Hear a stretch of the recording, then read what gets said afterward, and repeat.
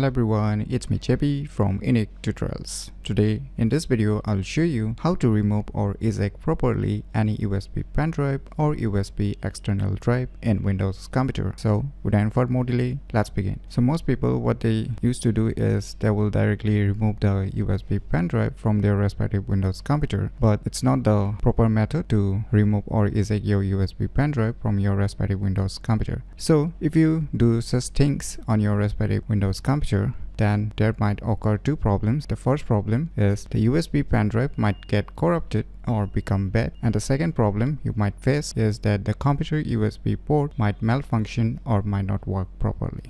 So in order to get rid of those problems, what you need to do is the first method, just open the file explorer and you can see your inserted USB pendrive or USB external drive. So you can see here, so just right mouse click and now you will see here eject. So you can click on this eject, and after that you can just plug it out or remove it from your respective Windows computer. So this is the first proper method. And the second method, if you don't feel like opening the file explorer, then you can just click on this taskbar tray menu, just click on this arrow icon, and now you will see here one pendrive icon. Just right mouse click on it, and now you will see here eject, just click on it.